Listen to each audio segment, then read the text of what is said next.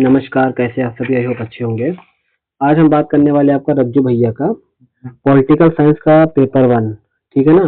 तो political science का जो सेमेस्टर थर्ड है ना, उसका पेपर 1 के बारे में आज चर्चा करने वाले हैं आपका। तो आप ऊपर देख सकते हैं आपका सेमेस्टर थर्ड है, एग्जामिनेशन 2024-25 के क्वेश्चन है।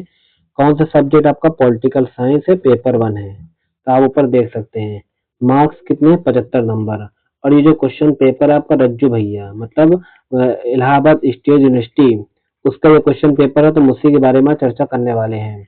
आगे बढ़ने से पहले अगर आपने हमारे चैनल को सब्सक्राइब नहीं किया तो सब्सक्राइब कर दीजिए, क्योंकि आपको जो है इसी तरीके की जानकारी जितने भी पीवाई के क्वेश्चन हैं, MA, BA, BEd, MSc, BSc, हर तरीके के पीवाई के क्वेश्चन आपको मिल जाएंगे, क्योंकि ये भी पेपर का टाइम चल रहा है। तो इस टाइम आपको हम कई सारे क्वेश्चन पेपर आपको अवेलेबल कराने वाले हैं। तो ठीक है, आगे बढ़ते हैं। तो सबसे पहले आपका हम इसका पैटर्न बता देते हैं, क्योंकि कई लोगों को यार पैटर्न पता नहीं होता, जिनका फर्स्ट सेमेस्टर है कि कितने क्वेश्चन आएंगे, क्या होगा। तो सबसे पहले हम सीधे सीधे पैटर्न के बारे में बात कर लेते हैं कि आपको जो पैटर्न है ना, क्या पैटर्न होने वाला है, कौन से क्या क्वेश्चन किस पैटर्न पे आने वाले हैं, ठीक है ना। तो चलिए देखते हैं। सबसे पहले आपका देखिए, आपका जो पेपर है टोटल कितने नंबर का, 75 नंबर का है, ठीक है। इन 75 नंबर में पहले आ ब सा मतलब ए बी सी डी में आपको बटा हुआ है। तो ए नंबर आप देख रहे हैं ना, ए नंबर, ए में आपको 9 नंबर देखने को मिलेगा, बी में आपको 36 नंबर देखने को मिलेगा, सी में आपका 30 अंक देखने को मिलेगा। अब तो ये बता दे किस क्वेश्चन में कितने नंबर का। तो पहले खंड आ के बारे में बात कर लेते हैं। आपका जो खंड आ है ना, तो खंड ए में आपका 9 नंबर के जो क्वेश्चन आएंगे ना, इसमें 5 क्वेश्चन आएंगे। 5 में आपको कितने करने होंगे, आपको 5 में 3 क्वेश्चन, ठीक है। खंड ए में 5 में आपको 3 करने होंगे, ऑप्शन में है। जैसे कि आप देख सकते हैं आपका खंड ए है, ठीक है ना, very short answer type question. उसके बाद हम बात करते हैं खंड बा। खंड बा में कितने क्वेश्चन आएंगे आपका, खंड बा में आपके ये देख सकते हैं आपका 36 नंबर का है, ठीक है ना। कितने करने होंगे, 4 क्वेश्चन। आते कितने आपको 7, तो 7 में आपको 4 क्वेश्चन करने होंगे। 9 नंबर के होते हैं, ठीक है। कितने पेज में करना है, क्या करना है, अगर कमेंट बॉक्स में लिखोगे तो इसके डिटेल वीडियो बता दूंगा। आगे चलते हैं।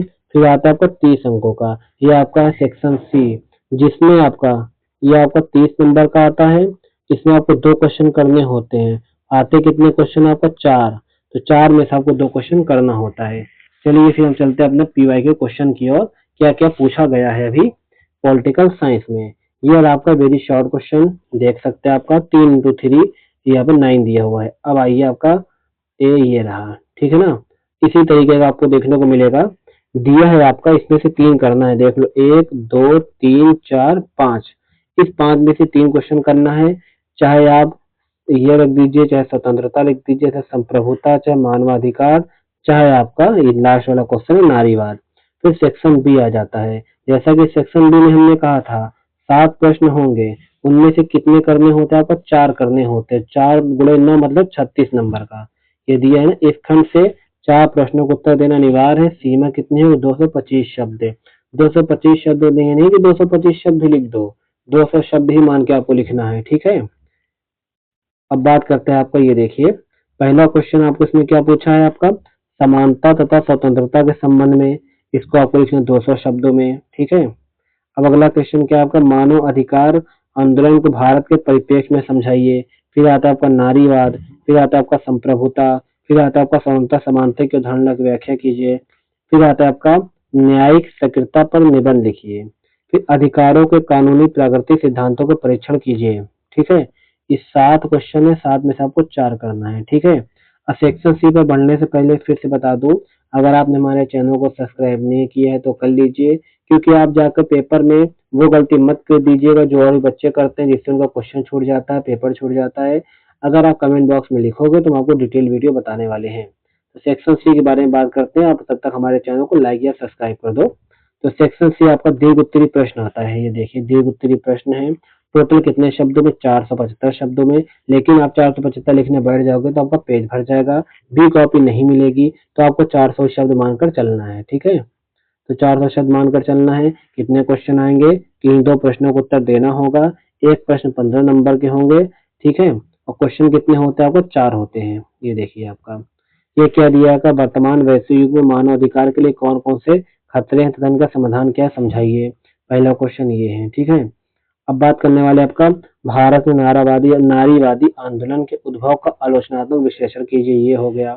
फिर आपका तीसरा क्वेश्चन क्या है आपका, तीसरा क्वेश्चन आपका अगस्त काम्टे के प्रत्यक्षवाद की अवधारणा से मैक्स वेबर का नव प्रत्यक्षवाद किन संबंधों में नया है, समझाइए, ये हो गया। फिर आता है बहु संस्कृतिवाद की विवेचना कीजिए तथा वर्तमान समाज एवं राजनीति में इसके योगदान की भी चर्चा कीजिए। ये थे आपके पीवाईक्यू क्वेश्चन पॉलिटिकल साइंस के। हालांकि और भी मैं क्वेश्चन डालने वाला हूँ, जिसको भी आपको चाहिए पेपर पीवाईक्यू क्वेश्चन आप कमेंट बॉक्स में लिखिए, मैं आपको पूरा पीवाईक्यू क्वेश्चन अवेलेबल कराऊंगा। क्या लिखने का तरीका है, कितने पेज में क्या करना है, पेज कैसे भरना है, किस तरह फ्लो चार्ट बनाना है, सबकी एक डिटेल वीडियो बनाऊंगा अगर आपको इसकी आवश्यकता होगी तो। तब तक के लिए हमारे चैनल को लाइक और सब्सक्राइब कीजिए। धन्यवाद।